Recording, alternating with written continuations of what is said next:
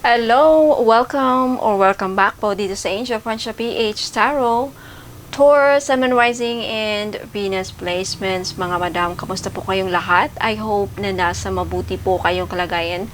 So, in today's video, Taurus, titignan natin or alamin natin kung ano ang mga magagandang qualities na nagugustuhan or gustong-gusto ng mga kaibigan mo, kamag-anak mo, ka-work mo, at ano naman yung mga hindi nila gusto about sa'yo.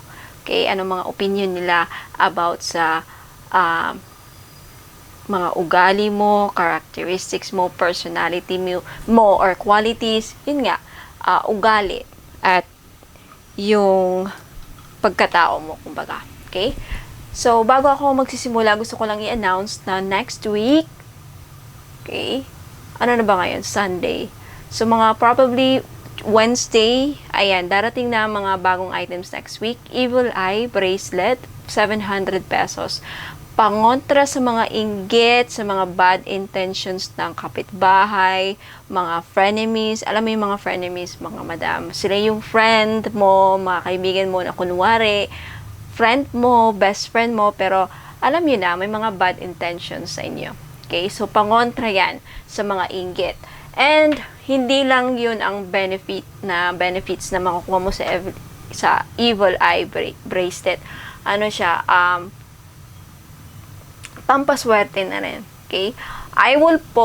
Ipopost ko yung mga items this next week, Wednesday, sa Facebook page, Angel Francia PH Tarot, and dito na rin sa YouTube. Okay? Paki-follow ako mga madam sa Angel Francia PH Tarot sa Facebook page kasi next month, mamimigay po ako ng mga free items. Okay? Magpapagames po ako during live.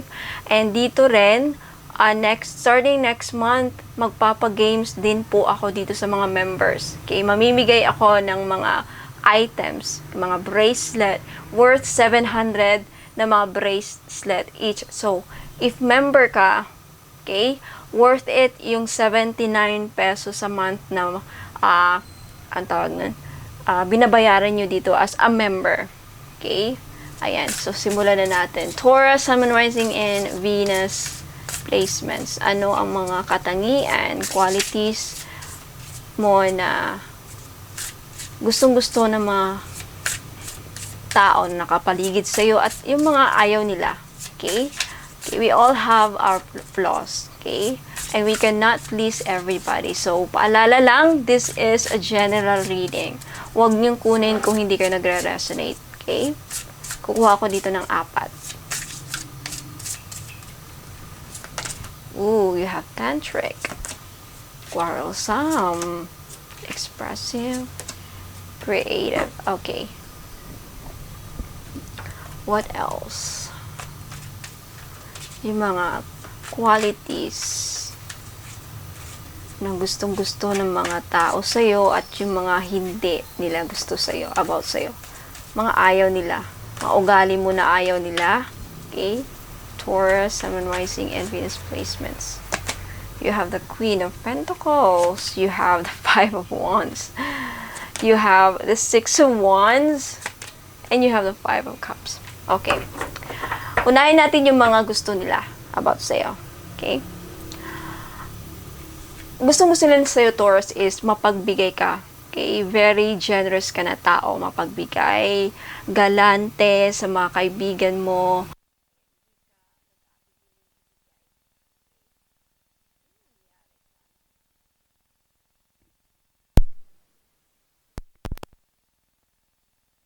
So, ayan. Okay? Pasensya na mga madama. Kanina hindi nyo ako narinig. Okay? Kung yung iba hindi ako narinig. Okay, ulitin ko lang. Okay? Yung mga cards na nakuha natin, you have tantric. Okay? You have quarrelsome. Okay? You have expressive. And you have creative. Okay? Isa-isahin natin to mamaya. Okay? Next, you have the Queen of Pentacles. You have the Five of Wands. You have the Six of Wands, and you have the Five of Cups. Okay, unahan natin tong mga qualities na gustong-gusto nila or nagustuhan nila, yung mga qualities na ina-adore. Okay, at yung mga mamaya na yung mga qualities or mga ugali na ayaw nila sa'yo. Ito yung mga kaibigan mo, kapamilya, loved ones mo, or yung maybe, possibly yung partner mo, okay? Ayan. Queen of Pentacles. Alam mo kung ano mga nagustuhan nila. Isa sa mga qualities na gustong-gusto nila sa'yo, Taurus, is ikaw yung galante, mapagbigay, hindi ka nag-aatubili na tumulong sa mga nangangailangan. Okay, yan ang gustong-gusto nila. At na, kumbaga, hinahangaan nila na qualities mo. And very generous ka, very kind, very generous when it comes to financial support. Okay, hindi ka nag-aatubiling tumulong. Matulungin ka, kumbaga. Okay, next you have expressive. You're very expressive, no? You express your emotions. Good or bad. Ibig sabihin, what you see is what they see in you is what they get. What you see is what you get, kumbaga sa'yo. Okay? Kumbaga open book ka. Yung iba sa inyo open book. Okay? Very expressive ka. Kung nagagalit ka, pinapakita mo. Kung gustong-gusto mo yung tao, pinapakita mo. Kumbaga hindi ka plastic. Okay? Very expressive ka lalo na sa emotions mo. And lalo na sa emotions mo. Pag galit ka, talagang galit na galit ka. Okay? Pag umiiyak ka, makikita talaga sa tao na kung ano ang nararamdaman mo kasi very expressive ka. May possibly sa mukha, sa kinikilos mo. Okay? Hindi maitatago kung ano ang mga nararamdaman mo kasi very expressive ka pati sa mukha mo or emosyon. Now, and also, anong gusto nila is, napaka-creative mo, no?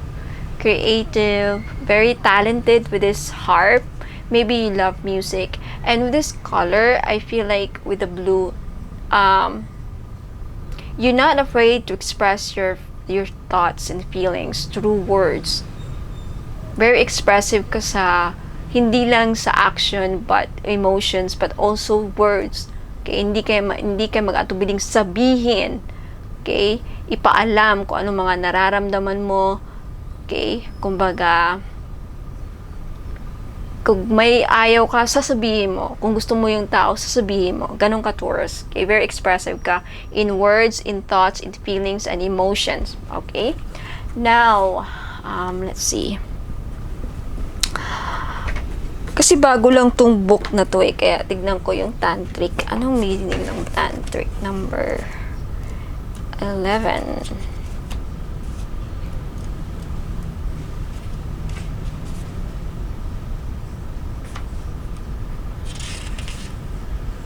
Wait lang mga madam.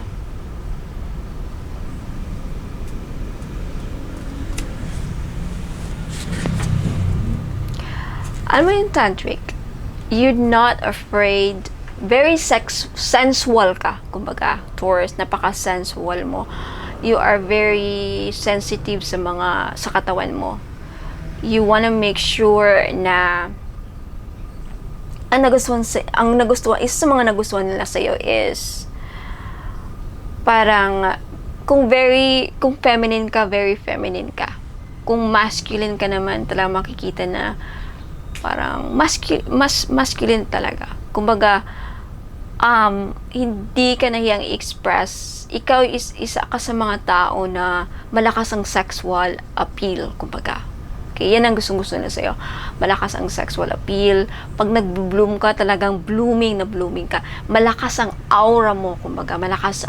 Yan, I think, isa sa mga kinaiingitan at gustong-gusto nila sa'yo kasi parang iba yung dating mo Iba ang lakad mo, iba ang tindig mo, iba ang laki mo. Nakakalingon ka, mapapalingon sa'yo mga karaming mga tao kasi dahil sa the way you carry yourself, para kang kumbaga si Angelina Jolie, para kang sino yung si Wonder Woman, yung ganon, yung para bang sophisticated na may dalang elegance, may dalang yung power, kumbaga. Parang sino ba yung yung mga ganon tipong klaseng personality, yan ang gustong-gusto nila sa'yo. In fact, with this parang red-orange na color, this talks about your sacral chakra. You have that confidence dahil dyan, They love your confidence. Nakaka-attract ka. Okay? The way you sit, the way you stand, your posture, ganun, gusto nila. Now, isa sa mga, ang ayaw naman nila sa'yo is, especially with this 5 of Wands and with this quarrelsome, ang ayaw nila sa'yo or mga qualities na hindi nila nagustuhan sa'yo, Taurus, yung bad or shadow side mo. Okay? Lahat naman tayo may good and bad qualities, diba? Isa sa mga ayaw nila sa'yo is lagi, yung iba sa inyo, okay? Yung iba, hindi lahat, okay? Yung iba sa inyo is napapansin nilang madali, pag nagalit ka, parang hindi ka na mapigilan or lagi kang nakikipag-away. Okay? Parang ano ka,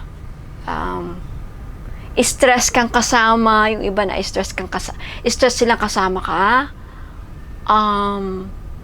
Okay, don't take this negatively ha, kasi in this way ma-assess mo yung sarili mo na maybe that is something that I have to work on for myself. I have to work for myself. Yan ang dapat na i-work ko, i-improve ko para yung mga tao sa paligid ko, di ba, aware ka. Okay, mahirap kang pakisamahan, magulo kang kausap, yan ang mga negative na sinasabi nila about sa'yo. And quarrelsome, yung bang lagi kang mahilig kang makipag-away. Okay? Hindi ka stubborn ka kasi, Taurus, napaka-stubborn mo. Kaya pag lumabas ang stubbornness mo, okay, hindi ka na mapagsabihan ng tama. Feeling mo, ikaw na ang tama. Kahit mali, hindi mo ina-accept. Kaya napapaaway ka. Okay? Kasi hindi ka tumatanggap ng mali.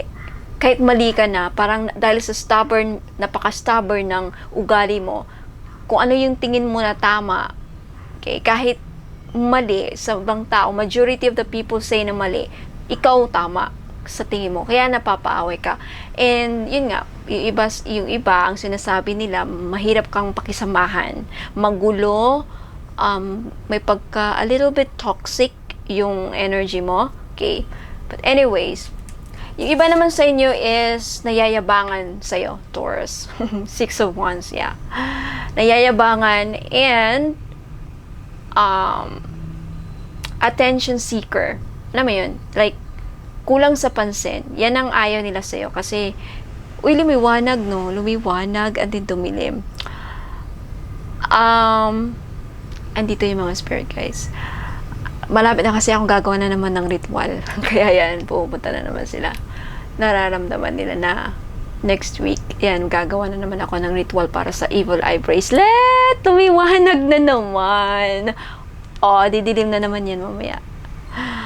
But anyways, I'm so thankful. I'm so thankful. Kasi hindi lang ganitong cards ang lumiliwanag, iba-ibang cards. So, I really loved it. But anyway, I'm so happy that they're here. Wala na naman. But anyway, Taurus, what I'm saying is, isa sa mga ayaw nila is, mayabang ka, may pagka-arrogante ka. Yan ang negative na sinasabi nila, or ayaw nila sa'yo. Kulang ka sa pansin, lagi ka nagpapapansin. Feeling mo, with the 6 of Wands also, napaka-selfish. There is a little bit na selfishness na nararamdaman ko dito sa energy na to. Okay? And some of you, yung iba sa inyo, ayaw nila is, Taurus, lagi kang nega. Nagpo-focus ka sa mga negative things. Yung iba ha, yung iba.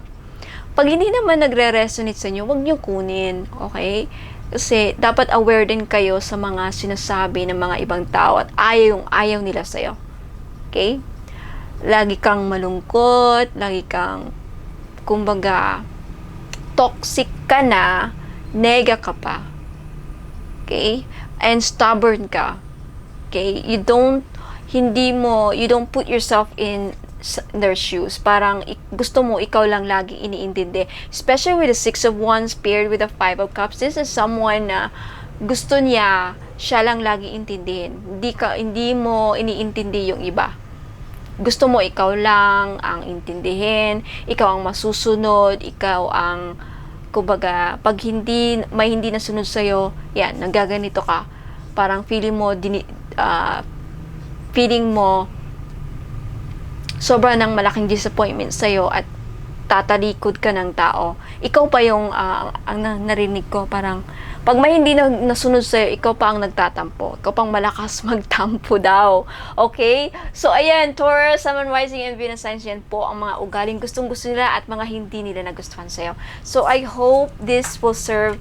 Be receptive and be open-minded with these messages, okay? There's something that you have to work on with yourself. Maybe there's something that you have to improve para at least aware ka na yan pala mga bagay na kailangan mo improve para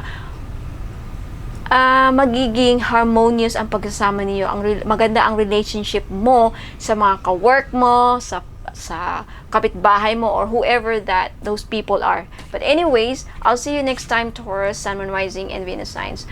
Okay, God bless, more power, and ingat po kayo. Paalam!